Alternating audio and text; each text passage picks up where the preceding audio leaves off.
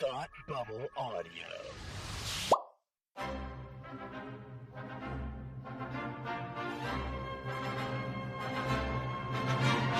Look, up in the sky! You will never find the more wretched hive of scum and villainy. Welcome to Beer with Geeks with Tim and Frank. Who are you? I'm Batman. I am Iron Man. Your friendly neighborhood Spider-Man. Hi, Christopher. I'm Nero. My name is Inigo Montoya. You're a wizard, Harry. A couple of guys with a couple of beers and a whole lot of pop culture nostalgia. Make it so, number one. Ladies and gentlemen, the Beatles. Name the dog, Indiana. Life finds a way. I am serious. And don't call me Shirley. Now sit back and crack open a cold one, because it's time for Beer with Geeks. It comes in paints. Shaken, not stirred. Great Scott! I was way off. I knew it started with an S, though. Hi, and welcome to Beer with Geeks, where two geeks geek out with beer. I'm Tim, and with me, as always, is the fifth member of the Beatles. It's Frank. How are you today?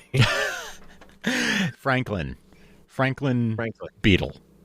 Franklin Beetle. Mm-hmm. It's actually not a terrible name. Like, it does sound like a comic book name. Yes.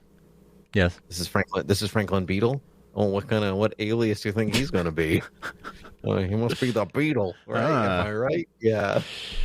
Yeah. He's more like the Music Meister, but he only does Beatles songs. I like that. That's That's fun. Superhero / supervillain. Whatever mood strikes you. Yep. You can go either way. Love that. That's fun. Frank, how are you today? I'm doing okay. I'm a little under the weather, so if I sound different, that's why. But I'm happy to be here with my friend across the internet so that I don't get you sick. And that's that. Yeah. It is summer is summering. And you? Sure is. Yeah, sure is. I can feel it in this room right now. Yeah, I'm sure. Summering. I'm sure you can. I'm sure you're eager to get back to an air-conditioned haven. So why don't you tell me what you're drinking? I am drinking a Daura Damm, which is the Barcelona beer, the gluten-free beer from Barcelona, all the way back from 1876, because I'm still on my gluten-free kick, and it's working. So, Remind me which style of beer that is? It's just a lager. It's just a classic lager. Nice. It's really good. I've tried a couple of the other ones, like the last couple of weeks. I've gone with a few other brands, and I think this was the best one. It isn't an award-winning gluten-free beer, so you're like, all right, well, are you the best one? No, it is. It does actually. It has earned its accolades. Well, and in Spain, no less. Indeed. Yeah. But it's not. If I handed this to you, you wouldn't know. I'm sure. Yeah. I mean, sometimes you do. You can taste how light it is, or how. It's a weird comment, but how liquidy it is, how much more fluid it is. Sure, like more watery. More watery, right? Okay. Because the wheat or whatever is the thing that is binding it all together. So it's not as heavy. But this is excellent. I like when you try to go into, like, you just dip your toe into, like, the science of something, and then you kind of realize 3 words in that you don't know what you're talking about, and you're like, I'm gonna commit to this, but I don't know what I'm saying. It's a viscous. The wheat does the thing, and it's less watery and help. Yeah, I don't know. Not a science teacher. No, I love science when other people do it. Yeah, sure. Like paleontologists, great. I'm so glad you exist, right? Nutritionists, doctors, engineers, theoreticians, whatever. I love all what you do, because I don't do it. I watched an episode of Bill Nye the Science Guy with my 3-year-old yesterday. That was fun. That's cool. How did that go? Dinosaur episode. Nice. Dinosaur stuff. I mean, she's into dinosaurs, so that was didn't really keep her attention, but she tuned in and out while she played with her dollhouse. That is her current favorite toy. So, yep. Dinosaur dollhouse. That's what she. Yeah, we have done that. We have done, we've got the stuffies and stuff. A couple of reindeer made their way into the dollhouse yesterday. You should show her Dinosaurs, the TV show. Oh my god! Yes. Because it's like they are just characters in a house. That's what they're doing. Look, dinosaurs are doing a family thing. That's funny. Yeah. I'm drinking a beer from Maine. I'm drinking a Cushnoc Brewing Company Rust Bucket Red Ale. Says born on the Kennebec River in Maine. And it is kind of fruity. It's pretty refreshing. It is it's lighter than a typical red, and I really, really like it. Just happened upon it at my local local beer store, and I'm a big fan. I don't think I've had this on the show yet. Nope, that's totally new. Yeah. So I'm always intrigued with red. I like red beer, so I'm like, and we don't have it a lot. Right. A lot of people don't make it, so yep. I'm always intrigued when one comes around. Yeah. Yeah. It's I mean, there's it's not your like Killian's Irish Red. It is a lot lighter. You might describe it as more liquidy. But yeah, it's made with real rust buckets. That's why they call it rust bucket red. I don't think so. I don't think that's why it's called that. Tart or sweet on the fruit? Sweet. Yeah, more on the sweet end. Sweet, good. Yeah, good. Yeah, good. It's nice. I'm really into it. Yeah. What kind of trouble are we getting into today? Getting into some cosmic trouble. Some very cosmic trouble, Frank. Because you saw Fantastic Four, I saw Fantastic Four. I think you mean the Trouble Cosmic. The Trouble Cosmic, right. Yes, yeah. Absolutely. Mm-hmm. Yeah. Mm-hmm. Yeah. It's a good band name. Ooh, yeah. Yeah, I mean, the Power Cosmic is also a good band name. Yeah. But the Trouble Cosmic, good punk band name. We are the Trouble Cosmic. Yeah. Yeah. Mm-hmm. Mm-hmm. 1, 2, 3, 4. Totally. Scott Pilgrim all the way. Yep. Absolutely. Yep. But anyway, we both saw Fantastic Four. I've seen it the one time a couple weeks ago. So, and you saw it yesterday. quite recently. Yep. So it'd be fresh. It's still pretty fresh in my mind because I put on the soundtrack in my car like the day after I saw the movie, and my daughter was with me. She's 3, and she said, "What are we listening to?" And I said, "This is the Fantastic Four music from the movie I saw yesterday." She goes, "Oh, who are they?" And so I said, "So there's Reed and Sue and Johnny and Ben, and they're all superheroes and they have powers." And she's like, "Oh, what are they doing? What's this part right now?" And I said, "Well, this is just happened to be." I was like, "This is when they're flying to go meet Galactus." And she, "Oh, who's that?" And I said, "Oh, Galactus is this really big guy. He lives in a spaceship in space, and he's a giant, and he eats planets." And she goes, "Why would he do that?" I said, "Well, he's hungry." And she goes, "Okay." But she kept asking me questions like constantly, and like I put on other soundtracks, other movies. She's like, whatever. For whatever reason, this soundtrack, this movie, she tuned right in. So I've been, and she asked for it today. We listened to it again today. Wow. She was like, she'll be like, "Can we listen to Frozen, or can we listen to Aladdin, or whatever? And can we listen to Fantastic Four?" Nice. And so she's like, "In Silver Surfer, is she a girl or a boy?" I said, "In the movie, she's a girl." And she's like, "Okay, all right." And then she'll listen, and then she's like, "Can you skip to the part where they meet Galactus?" And she's like, "We'll skip to that." And today she's sitting in the car listening to it. She's like, "Daddy, Galactus should not eat planets. That's mean. He should eat leaves." He should, more sustainable. We should connect those two so she can tell him that. I agree. Yeah. Yeah, you tell him. Yeah. And so I showed her the Fantastic Four 90s cartoon with Meet Galactus, and so she's been all about the Fantastic Four, which is hilarious. I found a Justice League poster, like a metal poster, like a old school 70s 80s style in my basement, and I put it in her playroom, and she saw it, and she was like, "Oh, this is so fun, but Daddy, I really love Fantastic Four right now." Oh, like, that's so wonderful. Thank you. That's so Wearing great. a Fantastic Four shirt. She's like, "You should get me a Fantastic Four shirt. I would wear that." Anyway, Galactus is her best friend now. Love it. Anyway, all that to say that this movie has been on my brain for some time because I have to keep re-explaining it to a 3-year-old. And so that is to say, I'm a little tired of talking about it. Yeah, that's fair. That's fair. Yeah. Well, what did you think of it? I liked it a lot. I liked that it was we jumped right into it. Like, we had a little bit of a recap of, we didn't do the whole origin story. Like, we didn't watch the whole origin story happen. We just saw it in flashback. We saw a nice montage that sort of filled us in.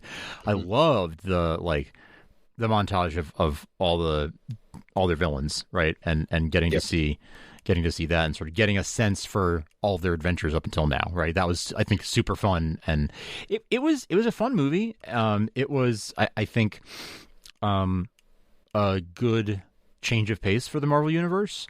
I'm interested in seeing how they will tie this in. I understand. I mean, we won't get into spoilers just yet, but there's some things in the movie that are clear ties to the rest of the Marvel universe. So I'm very interested to see how those are executed.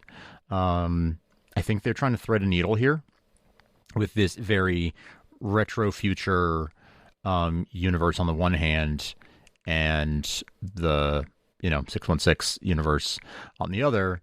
How do you sort of cherry pick the best of both going forward? I'm interested in, and what kind of crossover stuff can we do? That can we get some? Can we see? Can we see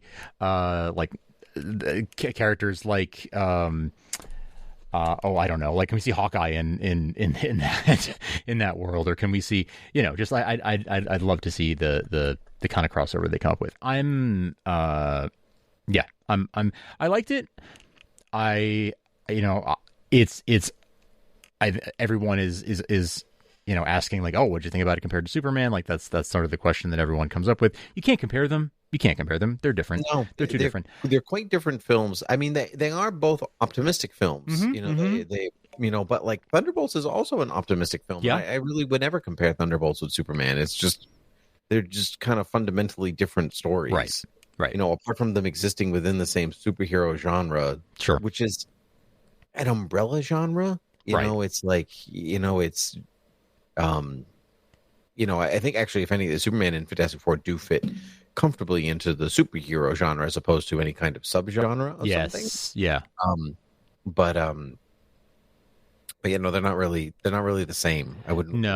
No, but you know what? I loved the like visuals. The aesthetics were incredible, as I thought they would be from what I saw in trailers. The acting was great. I loved the casting was great. I thought the story was compelling, and for once, the action was actually kind of some of my favorite stuff, and I feel like normally it's the character moments that I gravitate towards more. And I'm sort of like, okay, now they're fighting. I'm like, hey, whatever, punchy, I don't care. But like the four of them working together, and their different power sets and everything made it very, very fun. So I was very drawn into the fight scenes and stuff, especially in the third act, more than I expected to be.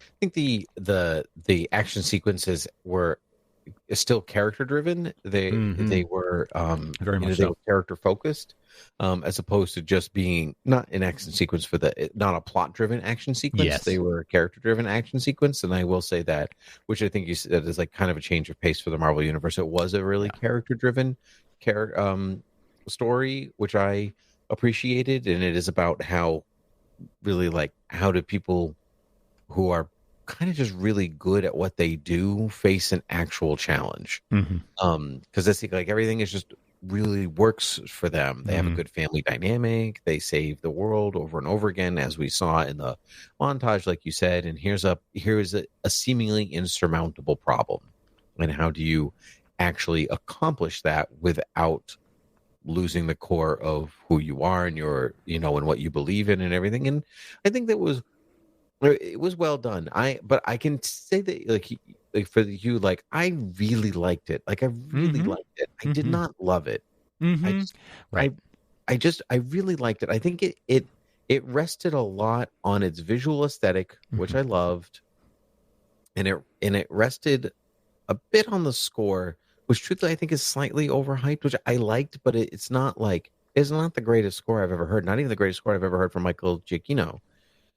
It's really good. Don't get me wrong. Like I just honestly, it's the best score I've heard in a while, though. I thought, and I was not overhyped on it. From Marvel or from like anything, like kind of in general. It's one of my favorite scores I've heard in a while.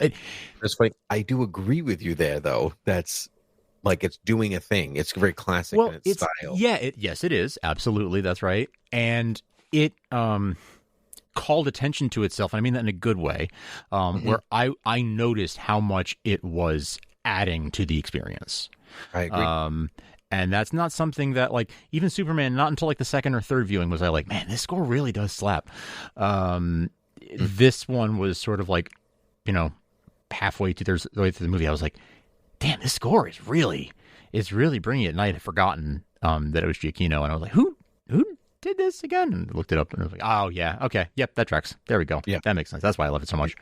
I saw an interview with him, I think on the premiere carpet or something, where he said that he wrote it very early because he knew he wanted to do with it. So he did it kind of in the opposite how he usually works, in which that he supplied the theme and whatever really early for Comic-Con, right? You know, which is even before the movie was finished.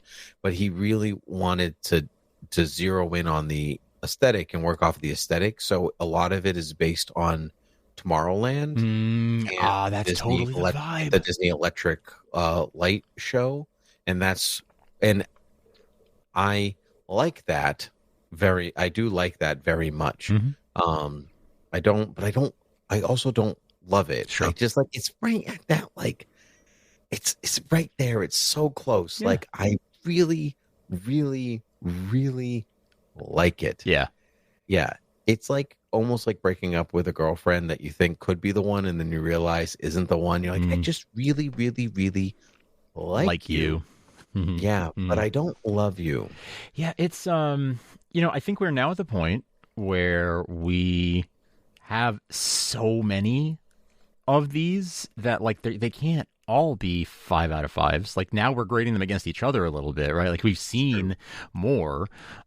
We've seen things that we really love, things that made an impression on us, and so by comparison, whether we want to compare or not, we are. That's just what you're doing when you're watching a movie and thinking about reacting to it. Your reactions to previous movies are informing that, even unintentionally. So when we've seen, you know, an Endgame or something, fill in whatever movie, you know, it really made an impression on you. And then you see this, it's like, this is really, really good. It didn't blow me away like this did, but it was really good and I really enjoyed it. And, like, wow, you know, just like every issue of a comic is not going to be your favorite. Right. You know? And I'm still going to keep reading the comic, though. Right. Yeah. Yeah. See, there you go. Right. I've got the... I like that. That's a cool facsimile. On Free Comic Book Day, I got the... this is not a Free Comic Book Day release, but I happened to pick it up on Free Comic Book Day.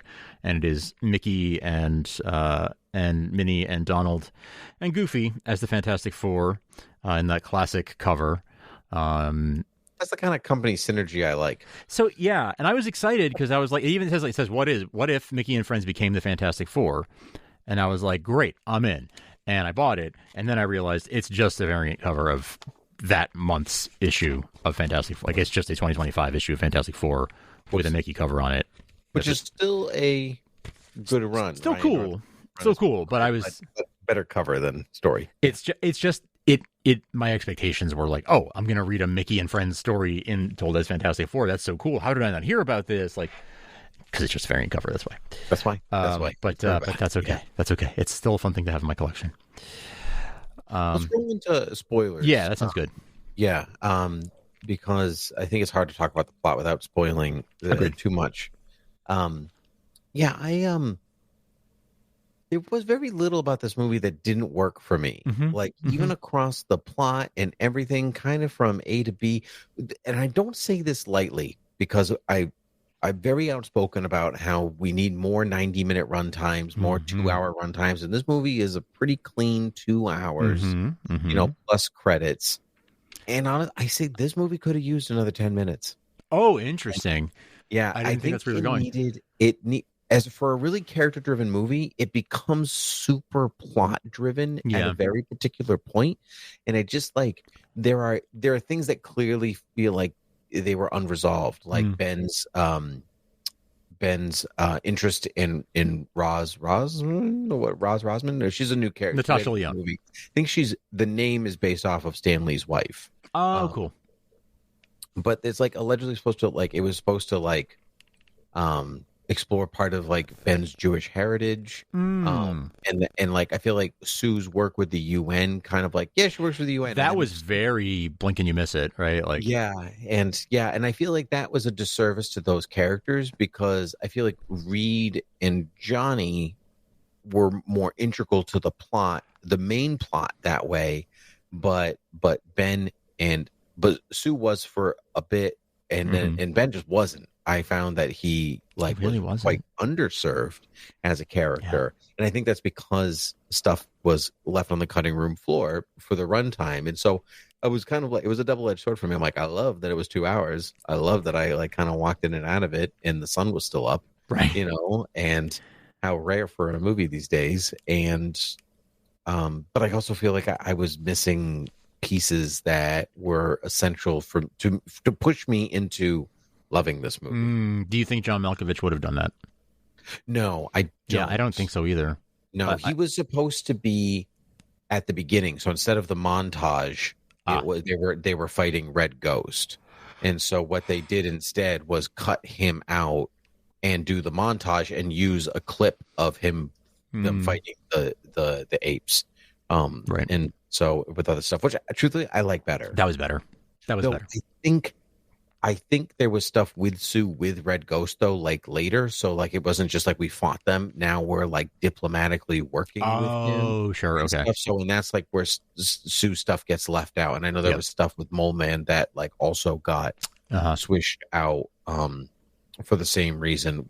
Actually, now I want to mention our friend Dan saw it, and he had this theory from like more like the writer's room that the whole let's save everybody in Subterranea because of the fallout from Man of Steel all those years ago, and people being very uncomfortable in a post 9/11 world watching a city get destroyed in a dark kind of way. Right. Especially when it's literally New York.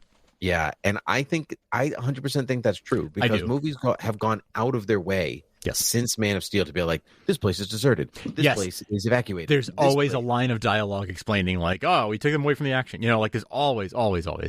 Yeah. And I thought this one was actually a really clever in-universe reason. So like, this happens to be an abandoned island. Fantastic. Yeah. But this was like, this is a character like an important character of the Fantastic Four. Here's their lived in universe. Like they've been around for a while. So they have, connections with them. And I also liked that he purposely annoys Reed. Yes. Like, but then we'll actually talk to Sue. Right.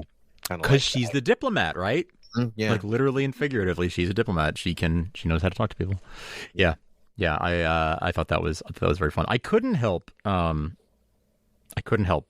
reflect on the fact that it's been 10 years since we talked about a new Fantastic Four movie. Yeah. 10 years. 10 years, 2015, Josh Trank. And I did a whole lot less of, why is that happening? This time around. There was a lot less of like, what? Why? And, believe it or not entirely because Miles Teller wasn't in this movie. Partly, but not entirely. I was assuming it was like a 90%. 90%. Yeah. But, just there was so many things in that movie that were just why that's a choice.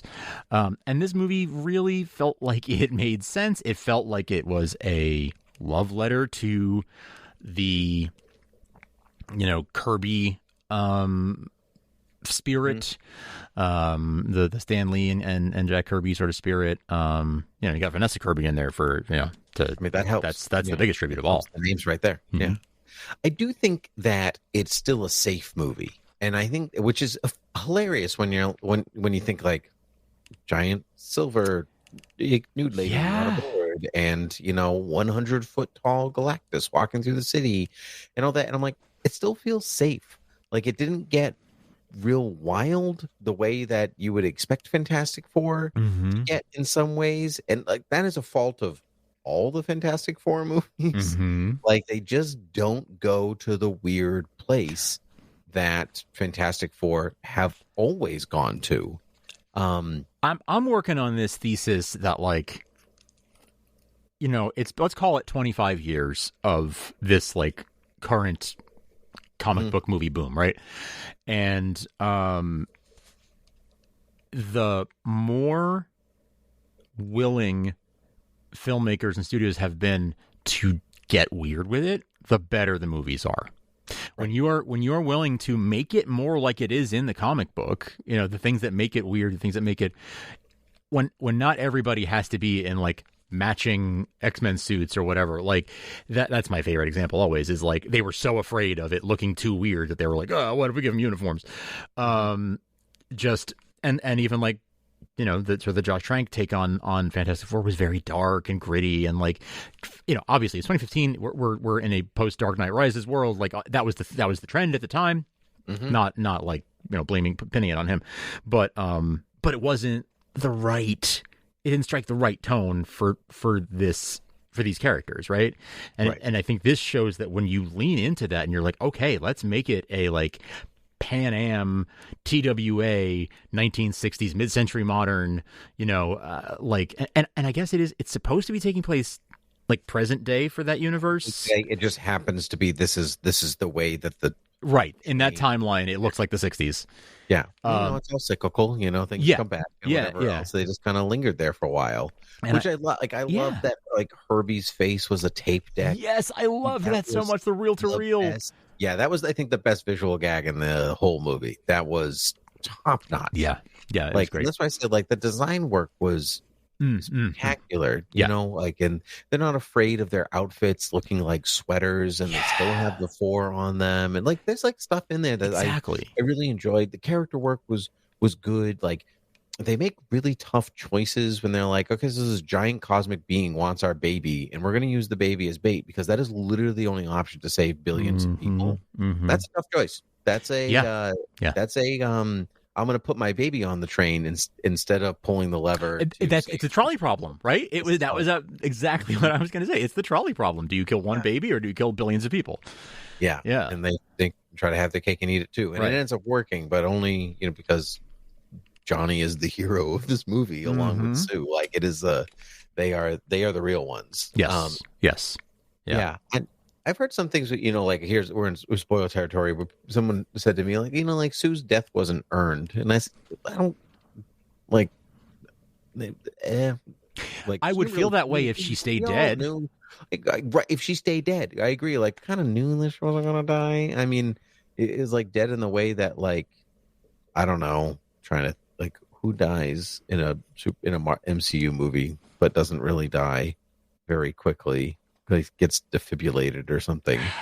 You know what I mean? Like, yeah, like it wasn't real. Like you kind of know real. The baby. They're telling you the baby has powers the entire movie. You're telling me that you inkling that wasn't true. Right. When like this giant space being is like, no, I promise it has powers. Yeah. Like, yeah. I don't know. Did you know, though, fun fact, that Ralph Ineson's Galactus was practical and not really? He was in a legitimate Galactus suit. So was it like forced perspective kind of stuff? I think it was also like a mixture. It was like CG and forced perspective and this, but they like his face was actually painted. So he's actually in makeup and costume. So he's like actually there with them sometimes. I love that. I love that. That's great. That's super cool to know. Yeah, because it just will look better as it gets older. It will age better. It will. It just will. Yeah. I don't know. Yeah, it was a fun movie. It was a good movie. Like, it doesn't have to be the best movie I ever saw. It doesn't have to. I don't need it to be. I'm perfectly content being like, this was a really good movie I saw. It was fun. Do you want to watch it? I'll watch it with you. Like, I would totally like. I will rewatch this movie. I will be happy to anytime I will sit down. It just didn't. It didn't blow me. It didn't blow me away, which doesn't really happen with movies very much anymore. Right, exactly. As we get older, we've seen tons of stuff. It just happens. It just happens that way. It's the first legitimately good Fantastic Four movie. That I agree with. It makes like I don't mind the first two, the Fox ones. They're not great. They are fun. They are fun. Yeah, but they're not great Fantastic Four movies. They play it a little too safe. They're still in that era of like, we need to apologize for this being a comic book movie, and we need to make it palatable to you. Yeah, and truthfully, especially that first one, is very interested in the family hijinks. Yes, and then like the super heroic science part of it is very secondary. Agreed. Yeah. And so, but this one I thought was a nice blend of everything. They, and they all except for Reed, all kind of prank each other like a family. Yeah. Like when Sue like when she appears. It's so good. And you know, they're like, "Don't do that." I hate when she does that. Yeah. Yeah. So it was good. It was good. Yeah. Let's talk the tag. Okay. Yeah. At the end. So the tag, you know, Sue's 4 years later, Sue's reading to Franklin. Franklin Beetle. Franklin Beetle, indeed. And she senses something's wrong, so she comes back into the room, and Dr. Doom is there with his mask off, and Franklin is touching his face, and that is the end of the clip. I like it. It's a good tag, yes. You know, because I like that Doom is not present in this movie, but Latveria is also not present in this movie. Someone told me that Latveria is seen in the background during the UN stuff. And, yes, and you can see that they're not there. They're not present at the... Yes. So they didn't participate in the worldwide effort to save the world. Twice. You see it happen twice. Really? So, like, when Sue is in the UN, it, like, pans through, like, all these people who are sitting there listening to her, and Latveria's seat, the diplomat seats are empty. Nice. And then, again, at when they're like, the world has to work together. Yes. And it just doesn't work with them. I missed that, but, on only one viewing, I just didn't take it in. But that's super fun. I love that little breadcrumb. Me too. But it was like a breadcrumb that was like it wasn't like, oh look, they said Latveria. Yeah, it was a breadcrumb that's gonna pay off in some way. That's right. Yeah. You know, I guess. I truthfully, when the teleporters were like going down, I was like, Latveria didn't participate. That's what I thought was happening. If Victor was there, it would have worked. It would have worked. I did think it was very funny that Reed was trying to boil the ocean and be like, let's transport the whole planet away from him. And then he's like, or, we could just transport him away from the planet. Maybe that's easier. Yeah. Maybe that's, like it was a literal boil the ocean kind of scenario of like, I just love that. You need to do that. I think like that was like Reed's like thinking big. I can't like actually think small. Yeah. Like, right. That's right. He can't. And the fact that the whole world, I love this world where like people love the Fantastic Four. They got disappointed in them. They got resentful of them. But generally, people love the Fantastic Four.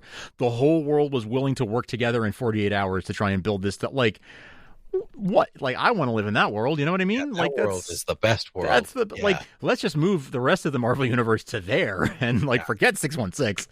Yeah, screw that. They live in a much better place. Mm-hmm. Yeah, I agree. I want to see Spider-Man in that world. Totally. Right? Totally. I want to see everybody in that world.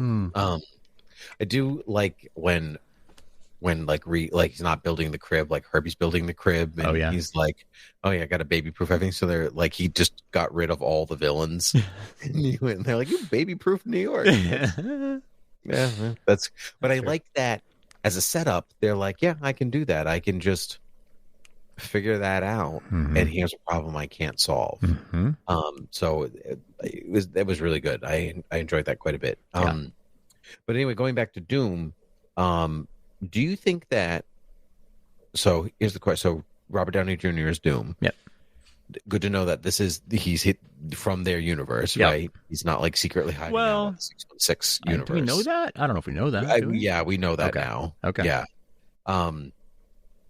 But did you see Thunderbolts? I can't remember. I did, yeah. Yeah, so the tag at the end of Thunderbolts is the Fantastic Four ship coming to... Yes. Yeah, that's right. Yeah. Yeah, and that's from Doomsday. That was just a clip from Doomsday that they showed. So, if anything, Doom's taken Franklin, right? And it's we have to, someone almost took our son, but now somebody really took our son. So now we have to go into the other universe to bring him back. Okay. Right. Yeah. Because Reed talks enough about the multiverse in this movie for you to know that like he's at least thinking about it. But do you think Franklin is healing Doom's face? That's what I was wondering, right? The touching the face kind of made me wonder if that's what he was doing. Right. So are we like looking at, so we can see Robert Downey Jr.'s Doom, and everyone in 616 goes, oh, it's Tony. Right. And he's like, I have no idea who that is. Who's that? Yeah. Like I just happen to look like this guy. And then I'm like, where are Doombots going to come in if they do come in? Was that a Doombot? You know what I mean? Like, there's so many. Yeah. I wasn't sure if he was just taking off the mask to be like, I want you to trust me. Yes. Was it that, or was he there to be healed? That's what I was wondering as well. Yeah. But truthfully, even just like with the mask off and the big hood and this, I'm like, that's it. That's Doom. You nailed it. There he is. Like, like not with the mask off necessarily, but sure. You know, but there he is. Yeah, the rest of it. There he is. Russo Brothers shot that one too. That tag, same as they did for Thunderbolts one. Yeah. So that's interesting. Yeah, and I don't think this one actually was not a scene taken from Doomsday. This was they came in and shot this scene. Maybe I would assume they're going to use it. Maybe. Yeah. I don't think you can assume that the numbers, like people have kind of gone to see Fantastic Four, but not tons of people. So I don't think you can assume that like everyone will have seen it. Maybe what I would argue is this pivotal, scene. Yeah. True. Yeah. Anyway, it was enjoyable. It was good. This has been a good superhero movie summer. I have yet to see one. Well, no, I guess in the summer that's true. Yeah, because it's the Thunderbolts, Superman, Fantastic Four. Yeah, all very good. Like Captain America was that was in the spring. Doesn't count. Doesn't count. Get out of here. No, maybe in the winter. I think it was February. Might have been. Yeah, I don't remember. But yeah, it was long enough ago that it's not part of this group. Yeah, it's been a good summer. I've enjoyed everything so far this summer. So, hey, me too. No complaints here. Nope, no complaints at all. Very happy. But anyway, Frank, where can the people find us? Head on over to beerwithgeeks.com. Head on over to your favorite podcast app or YouTube. Head on over to patreon.com/thoughtbubbleaudio.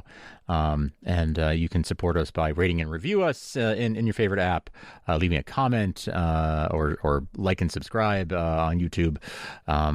Or if you want to support us at patreon.com/thoughtbubbleaudio, you can help us to keep making the show. Very good. Well, Frank, always a pleasure to chat with you. Until next time, cheers.